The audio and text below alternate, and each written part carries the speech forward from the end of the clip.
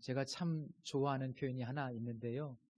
유진 오닐이라는 분이 이런 이야기를 했습니다. 인간은 부러진 채 태어나 고침을 받으며 살아간다. 하나님의 은혜가 그 접착제다. 인간은 죄 가운데서 태어나서 끊임없이 죄악을 향해 달려가지 않습니까? 그런데 하나님은 끝까지 우리에게 은혜를 베풀어 주시고 은혜를 거두지 아니하시는데, 오늘 본문 말씀을 통해서도 우리가 바로 그 내용을 다시 한번 확인할 수 있습니다. 암몬 족속과의 전쟁에서 승리한 이후에 사울은 명실상부한 이스라엘의 초대 왕이 됩니다. 그러나 사무엘은 자칫 교만에 빠져서 인간 중심으로 흘러갈 것을 염려한 나머지 이스라엘 백성들 다 데리고 길갈로 내려가서 언약을 갱신합니다. 지난주에 함께 살폈던 내용이죠. 자, 이 과정은 이제 사사시대에서 왕정시대로 넘어가는 하나의 분기점이 되는데, 이제 역사의 무대에서 거의 은퇴 수순을 밟는 사무엘의 이제 마지막 설교가 이 사무엘상 12장의 내용입니다. 이 설교를 보면 사무엘은 지난 날을 뒤돌아보면서 이스라엘 백성들의 죄를 정확하게 짚어내고 이제 다시 마음을 다해서 하나님을 잘 섬기는 백성들이 될 수 있도록 정말 마음을 다해 당부합니다. 정말 아버지의 심정으로 이스라엘 백성들에게 권면하는 내용인데요.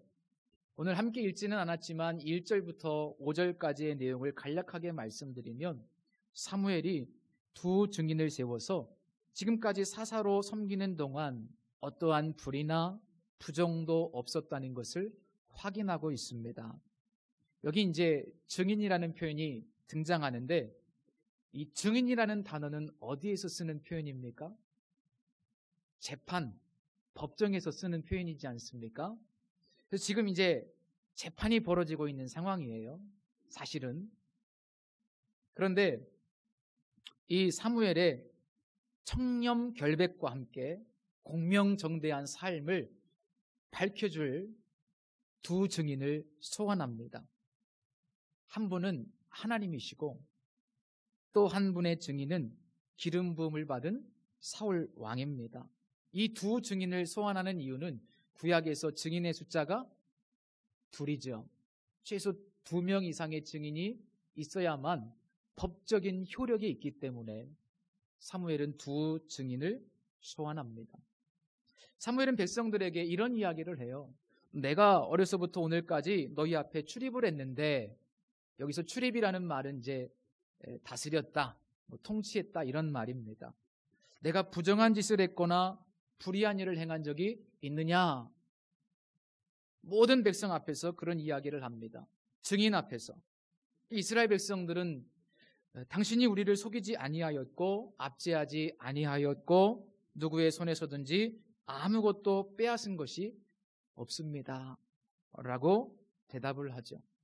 사무엘은 일평생 사사의 직분을 감당하는 동안 꽤 긴 시간인데 정말 단 하나의 부끄러움 없이 깨끗하고 순결하게 또 공유롭게 이 사사의 직분을 감당했던 것을 볼 수 있습니다. 그런데 왜 갑자기 백성들 다 모아놓고 또 증인까지 소환하고 마치 법정 앞에 선 것처럼 이런 상황을 만들고 왜 이렇게 갑자기 자신의 깨끗함, 자신의 의로움을 증명하려고 했던 것일까? 사실은 그것이 중요하겠죠. 사무엘이 다 나이가 들어서 사람들에게 인정받고 싶어서 그랬겠습니까? 결코 그렇지 않습니다. 첫 번째 이유는요, 아마도 이제 사울이 왕이 되어서 백성들 위해 군림하게 될 텐데 자신처럼 깨끗하고 정의롭게 그 역할을 감당해야 된다는 것을 간접적으로 좀 말씀해주고 싶었던 것 같습니다. 그러나 이 첫 번째 이유는 사실은 조금 부수적인 이유고요. 보다 더 중요한 두 번째 근본적인 이유가 있어요. 그것은 하나님께서 세우신 사사가 사무엘이 평생토록 아무런 잘못도 저지르지 않았고 제 역할을 충실하게 감당했음에도 불구하고 마치 그에게 어떤 흠이나 문제가 있는 것처럼 왕을 요구하는 이스라엘 백성들의 어떤 태도, 그런 태도가 정당하지 않은 태도였음을 증명하기 위함입니다.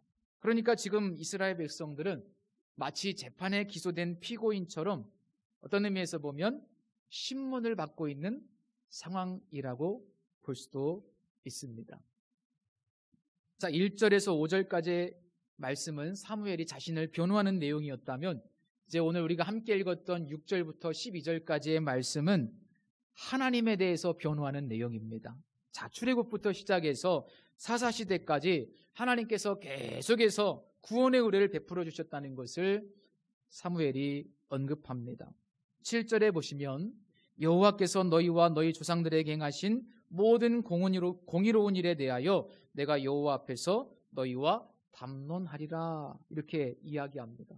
여기서 모든 공의로운 일이라고 하는 것은 어떤 정의를 의미하는 것이 아니고 하나님께서 너희들에게 얼마나 신실하셨는지.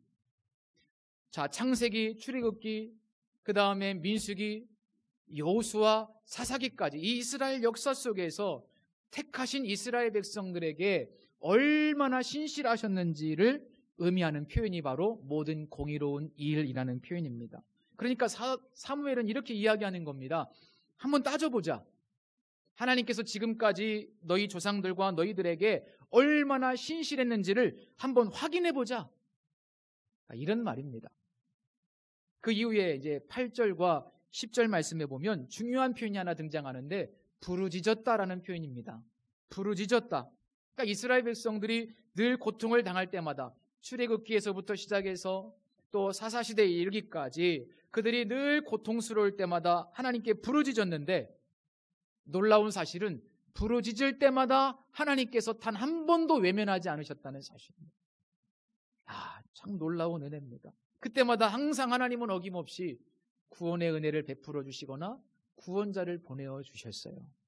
단 한 번도 하나님 외면하지 않았습니다. 심지어 이스라엘 백성들이 하나님의 말씀을 배반하고 우상을 섬기고 금송아지를 섬기고 이방신들을 섬기고 혼합주의로 가고 이렇게 하나님을 외면하고 타락했을 때에도 그들이 돌아와서 부르짖기만 하면 하나님이 다 응답해 주셨어요.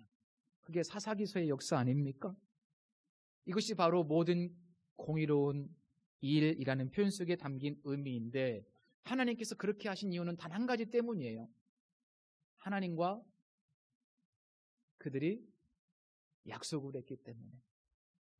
하나님께서 이스라엘 백성들과 언약을 체결했기 때문에 그 단 한 가지 이유 때문에 정말 그들이 하나님을 외면하고 버릴지라도 그들이 돌아와서 부르짖으면 하나님이 불쌍히 여기시고 또다시 은혜를 베풀어 주셨습니다.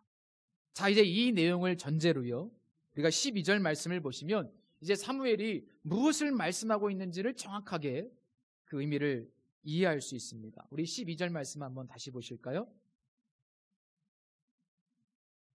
너희가 암몬 자손의 왕 나하스가 너희를 치러옴을 보고 너희 하나님 여호와께서는 너희의 왕이 되심에도 불구하고 너희가 내게 이르기를 아니라 우리를 다스릴 왕이 있어야 하겠다 하였도다. 이 말씀은 곧 이런 의미입니다.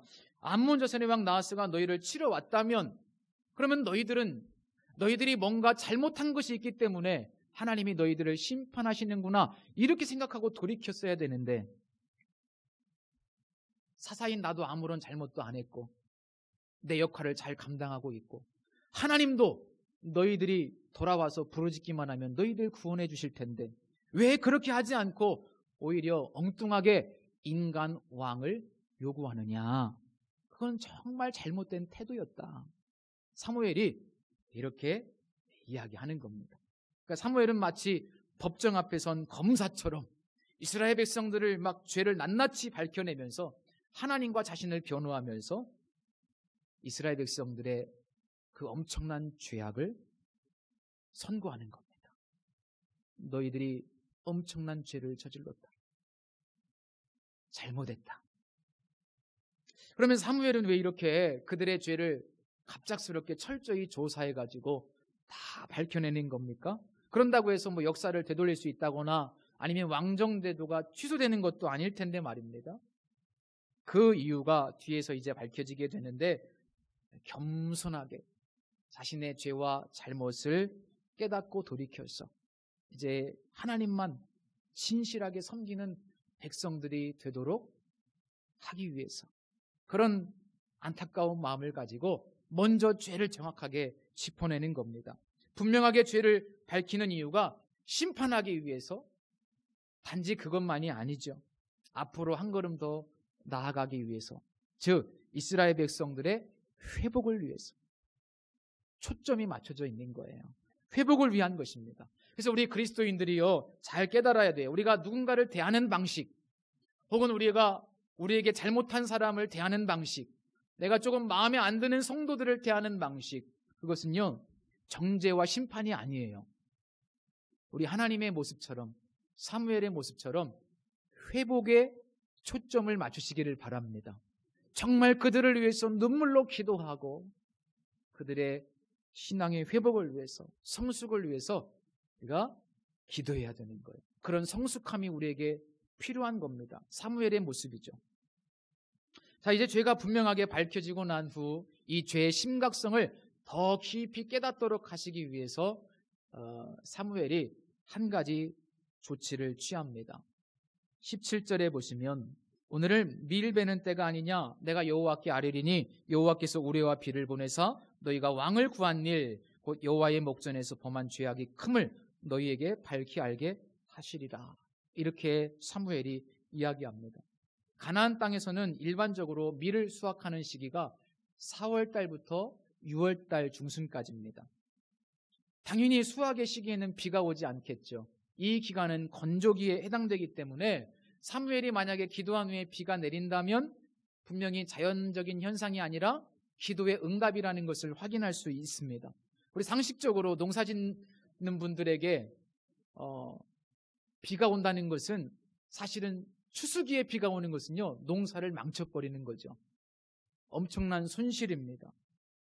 자, 그런데 실제로 사무엘이 기도한 직후에 마른 하늘에 날벼락이 떨어집니다. 그리고 엄청난 비가 내리기 시작하는데요, 이스라엘 백성들이 정말로 크게 두려워합니다. 이 비 때문에 1년 농사를 망치는 거, 그게 두려운 게 아니고 하나님의 진노 때문에, 우리가 정말 엄청난 영적인 죄를 지었구나, 우리의 죄가 그렇게 무거웠구나, 하나님의 분노가 그렇게 크셨구나라고 하는 사실을 이 사인을 통해서 깨닫게 되므로 그들은 정말 피부로 마음 깊은 곳에서 자신들의 죄악이 얼마나 큰 것인지 그 내용을 깨닫게 되죠. 이 12장 전체 내용을 제가 쭉 보니까요, 여기서 하나님의 두 모습을 발견할 수 있어요. 우리가 잘 아는 모습인데, 첫 번째 모습은 약속하셨기 때문에 끝까지 이스라엘 백성들을 사랑하시고 그들에게 신실하게 대하시는 하나님의 모습. 그러나 동시에 하나님은 정의롭고 공의로우신 분이기 때문에 그들의 죄에 대해서 심판하실 수밖에 없는 이 하나님의 두 가지 속성이 오늘 본문 안에서 완벽하게 조화를 이루는 것을 볼 수 있습니다. 또 이 심판의 장면을 통해서 우리가 깨닫는 것은 우리의 삶, 우리의 안전, 우리의 풍요, 우리의 행복, 그 모든 것이 사실은 진짜 왕이신 하나님의 주권 속에 있다는 것을 다시 한번 발견할 수 있습니다. 그래서 사무엘은 심판을 선포함과 동시에 이제부터는 마음을 다해서 하나님을 섬기라고, 그리고 그 명령에 순종할 것을 다시 한번 당부합니다. 하나님께서 용서를 베풀어 주셨지만, 그러나 또 이스라엘 백성들이 하나님을 외면하고 명령을 지키지 않고 우상을 숭배하면 하나님께서 또 엄청난 심판을 내리실 것이기 때문에 정말 사무엘은 피를 토하는 심정으로 거듭 말씀합니다. 어렸을 때부터 사무엘은 엘리 제사장 가문의 심판과 멸망을 보면서 자랐어요. 죄악의 결과라는 것이 얼마나 무섭게 임하는지를 보고 배웠습니다. 피부로 깨달았습니다. 그렇기 때문에 정말 안타까운 마음으로 이 이스라엘 백성들을 위해서 이 중보자 사무엘은 정말 진심을 다해 권면합니다. 그리고 이런 말을 합니다. 내가 기도하기를 쉬지 않을 것이고 선하고 의로운 길을 너희들에게 계속 가르칠 것이니 너희들은 요 하나님을 경외하고 마음을 다해서 하나님을 섬겨라. 성도 여러분, 잘 아시는 말씀이죠. 내가 기도 쉬는 죄를 범하지 않겠다. 여러분, 기도는 부속물이 아닙니다. 기도는 본질입니다. 기도가 빠지면 아무것도 힘이 없습니다. 기도는 본질이고 사명입니다. 기도는 해도 되고 안 해도 되는 것이 아니고 반드시 해야 할 사명입니다. 여러분, 기도로 준비하실 수 있기를 바랍니다. 제가 설교 준비하는데 기도가 빠지면 그거는 아무것도 아닌 거예요. 우리 목자 되시는 분들도 마찬가지죠. 목장을 인도하는데 기도로 준비하지 않으면 아무 역사도 일어나지 않습니다. 우리 찬양팀 찬양 열심히 준비하는데 그만큼 기도가 뒷받침돼야 돼요. 기도는 해도 되고 안 해도 되는 것이 아니고요, 사명이고 본질입니다. 반드시 같이 가야 돼요. 사무엘이 그런 이야기를 합니다. 내가 기도를 쉬는 죄를 범하지 않겠다. 그리고 내가 말씀을 가르치는 일을 감당하겠다. 계속해서 너희들을 위한 중보자로, 비록 내가 역사의 무대에서는 이제 서서히 사라지는 존재이지만 기도를 쉬지 않겠다. 우리 사랑하는 권사님들 연세 많이 드셨지만 늘 중보기도 자리에 나오시고 교회를 위해서 새벽기도 나오셔서 기도를 쉬지 않으시는 거 정말 귀한 겁니다. 정말 귀한 거예요. 힘 닿는 데까지 그렇게 살아가시면 좋겠습니다. 얼마나 복된 일입니까? 그것이 교회를 지탱하는 힘이 되는 거예요. 또 사무엘은 말합니다. 하나님만을 경외하고 마음을 다해서 진실히 하나님만을 섬겨라 라고 거듭 본문에서 이야기합니다. 그런데 이 12장 마지막 절을 보면, 오늘 본문은 아니지만 이 마지막 구절을 보면은 뭔가 부정적인 느낌을 지울 수가 없는 내용으로 마무리됩니다. 만일 너희가 여전히 악을 행하면 너희와 너희 왕이 다 멸망하리라. 긍정적인 메시지로 끝나지 않습니다. 뭔가 부정적인 뉘앙스로 12장이 마무리되는데요. 이 결론은 마치 13장 이후부터 시작될 사울의 운명과 함께 먼 훗날 이스라엘의 실패를 예견하는 듯한 불길한 암시를 줍니다. 이 12장에서 사실 우리가 함께 읽진 않았지만 가장 중요한 구절들을 뽑으라면 22절, 23절 말씀입니다. 한번 눈으로 읽어보시죠. 22절, 23절입니다. 제가 한번 읽어드리겠습니다. 여호와께서는 너희를 자기 백성으로 삼으신 것을 기뻐하셨으므로 여호와께서는 그의 크신 이름을 위해서라도 자기 백성을 버리지 아니하실 것이요 나는 너희를 위하여 기도하기를 쉬는 죄를 여호와 앞에 결단코 범하지 아니하고 선하고 의로운 길을 너희에게 가르칠 것인즉이라고 말씀합니다. 22절 말씀은 이스라엘을 향한 하나님의 변함없는 사랑을 표현하고 있습니다. 너희들을 버리지 않을 것이다. 너희들을 기뻐한다. 여러분, 그 사랑의 근거가 뭐예요? 아까도 말씀드렸지만 그 사랑의 근거는 딱 한 가지예요. 약속입니다. 언약이에요. 먼 훗날 이 언약에 근거한 하나님의 크신 사랑으로 인해서 여전히 죄악을 향해 달려가는 인류를 향하여 주어진 선물이 두 가지가 있습니다. 두 선물은 곧 두 중보자를 의미하는데, 한 중보자는 예수 그리스도이시고 또 한 중보자는 성령이십니다. 하나님은 자기 백성을 도저히 버릴 수가 없었기 때문에 대신 그들의 죄악을 품고 스스로 십자가에 달리시게 됩니다. 첫 중보자이신 예수님은 십자가 위에서 우리의 죄악에 대한 심판을 대신 받으셨습니다.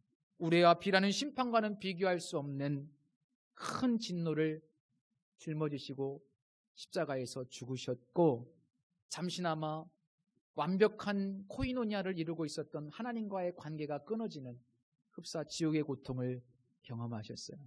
나의 하나님 어찌하여 나를 버리셨나이까? 하나님은 우리를 얻으시기 위해서 대신 아들을 버리셨습니다. 여러분, 우리가 예수님과 맞바꾼 존재라는 사실을 늘 기억하시길 바랍니다. 하나님은 우리를 얻기 위해서 당신의 사랑하는 아들을 버리셨어요. 우리는 하나님 앞에서 원수였습니다. 단 하나도 내세울 것이 없었습니다. 허물과 죄로 죽어 있었던 존재였습니다. 지금 우리가 중보자 예수님을 통해서 구원의 은혜를 받았지만 여전히 사실은 우리의 마음은 늘 우상 공장이지 않습니까? 여전히 우리는 하나님의 뜻과 멀게 살아가고 있지 않습니까? 하나님이 나의 주인이지만 그러나 내가 내 인생의 주인이 되어서 내 마음대로 살아가려고 하는 욕망이 있지 않습니까? 옛사람의 모습이 남아있지 않습니까? 여전히 우리는 부족해요. 그런데 놀라운 사실이 있습니다. 중보자 예수님 때문에 하나님은 예수님을 보시듯 나를 바라보신다는 사실입니다. 이게 놀라운 진리입니다. 뿐만 아니라 우리의 첫 번째 중보자 되시는 예수님의 그 모든 행위를 나의 행위로 인정해 주십니다. 이것이 예수님께서 바로 우리의 중보자가 되어주셨다는 뜻입니다. 예수님 때문에 우리를 의롭다고 인정해 주십니다. 이것이 얼마나 큰 복인지 모릅니다. 하나님께서 예수님을 바라보시던 나를 바라보시고 심지어 예수님께서 하신 그 일을 나의 의로, 내가 한 일로 다 인정해 주신다는 사실. 참 놀라운 축복입니다. 이 사무엘상에서 이제 첫 번째 왕의 실패를 우리가 보게 될 텐데, 첫 번째 왕의 실패를 두 번째 왕 다윗의 성공으로 대체해 주셨듯이 첫 인간인 아담의 실패를 두 번째 인간으로 오신 두 번째 아담 예수 그리스도를 통해서, 그분의 중보를 통해서 모든 인간의 실패를 해결해 주시는 하나님의 놀라운 은혜가 이 사무엘상에도 복음으로 깃들어 있습니다. 첫 번째 아담이 실패했듯이 첫사람 사울은, 첫 왕은 실패합니다. 그러나 이 땅에 두 번째 아담으로 오신 예수 그리스도께서 우리의 중보자가 되어주셨듯이 하나님은 또 다른 중보자를 이 땅에 허락해 주시는 것이죠. 그래서 사울의 실패 속에서도 하나님의 복음이 있다는 사실을 우리는 깨달아야만 할 겁니다. 앞으로 이야기를 하도록 할 텐데요. 하나님께서 허락하신 또 한 분의 중보자가 있죠. 그분은 바로 성령님이십니다. 보혜사 성령님은 마치 사무엘이 이스라엘의 중보자로서 했던 그 역할, 말씀을 가르치는 역할과 기도를 쉬지 않는 역할을 감당하고 계십니다. 성경에서요, 성령을 진리의 영이라고 명시하고 있습니다. 그렇죠? 진리의 영. 그분이 진리의 영으로 우리 가운데 오시면 우리 안에서 진리를 계속 가르쳐 주시고 우리를 진리로 인도하시고 우리가 하나님의 말씀인 진리에 순종할 수 있도록, 말씀에 매여서 살아갈 수 있도록 성령께서 역사해 주신답니다. 그리고 또 한 가지 성령의 역할은 바로 말할 수 없는 탄식으로 우리가 기도하지 못할지라도 우리 안에서 우리를 위해서 계속 중보의 역할을 쉬지 않고 계신다는 것. 우리가 너무나 잘 아는 귀한 말씀 아닙니까? 로마서 8장 26절. 이와 같이 성령도 우리의 연약함을 도우시나니 우리는 마땅히 기도할 바를 알지 못하나 오직 성령이 말할 수 없는 탄식으로 우리를 위하여 친히 간구하시느니라. 성도 여러분, 우리가 이렇게 놀라운 사랑과 은혜를 받아 누리는 하나님의 백성이 되었다는 사실, 단 1분도 1초도 잊지 않으시기를 바랍니다. 우리 모두가 예수 그리스도를 통해서 새 언약 안에 머물고 있기 때문에 오늘 우리가 성찬 예식을 하는 이유가 바로 우리가 언약 백성 안에 일하는 사실을 다시 한번 기억하기 위함인 것이죠. 이렇게 축복의 자리에 우리를 세우셨습니다. 이렇게 하나님의 끝없는 사랑과 은혜를 이야기한 사무엘은 너희 마음을 다하여 진실이 여호와를 섬기라고 2번씩이나 힘주어 강조합니다. 즉 우리가 받은 사랑과 은혜의 풍성함을 늘 기억하면서 살라는 메시지예요. 또 잊어버리고 또 잊어버리고 또 잊어버리지 않습니까? 이제 그렇게 하지 말고 하나님이 너희를 얼마나 신실하게 사랑하시는지, 그 사랑과 은혜를 기억하라. 잊어버리지 말라. 그리고 마음을 다해서 그분을 섬겨라. 그런 이야기를 합니다. 유기성 목사님이 쓰신 우리가 서로 사랑하자라는 책에 보니까요, 이런 이야기가 있었습니다. 런던 템플 교회에 에밀 매틀러라는 성도님이 계셨어요. 이분은 식당을 경영했습니다.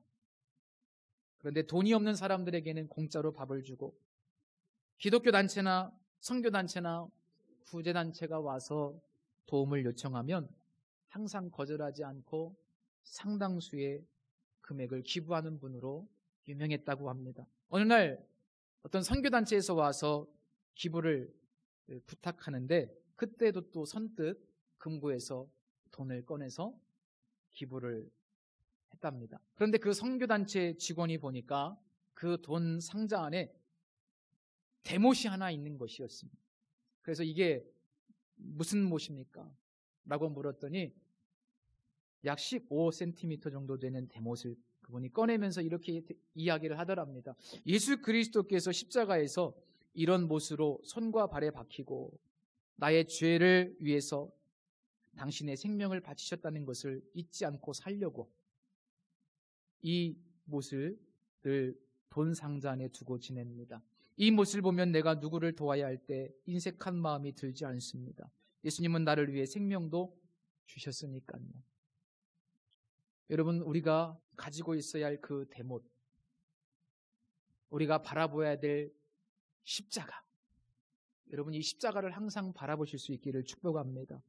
이 십자가 안에 하나님의 은혜와 사랑이 다 깃들어 있지 않습니까? 내가 조금 인색해질 때마다, 내가 조금 곤고해질 때마다, 낙심해질 때마다, 내 자신이 실망스러울 때마다 우리가 무엇을 바라봐야 돼요? 예수님의 십자가를 바라보며 그 은혜와 풍성함을 기억하실 수 있기를 축복합니다. 나는 한 게 없지만 우리 하나님은 예수님이 하신 일을 내가 한 일로 인정해 주신답니다. 나는 한 것이 없지만 우리 주님이 나를 위해서 다 십자가에서 죽으심으로 우리 하나님 앞에 세워주셨어요. 또한 성령님께서 지금도 우리를 말씀으로 인도하시고 우리가 기도하지 않을 때에도 24시간 쉬지 않고 우리 안에서 말할 수 없는 탄식으로 우리를 위해서 중보해 주고 계십니다. 얼마나 큰 은혜와 사랑입니까? 그래서 여러분, 오늘도 성찬식을 진행하면서 또 이 귀한 예배를 드리면서 이렇게 하나님이 나를 사랑하시고 그 이유는 언약 때문이구나. 내가 예수님 안에 있기 때문에 이렇게 끝까지 나를 돌보시는구나. 그 은혜를 우리가 기억하실 수 있기를 축복하고, 기억에서 끝나는 것이 아니라 그 은혜의 풍성한 삶이 귀한 열매로 하나님께 많이 열매 맺기를 예수님의 이름으로 축원합니다. 기도하겠습니다. 하나님, 오늘도 주님의 은혜를 찬양합니다. 감사합니다.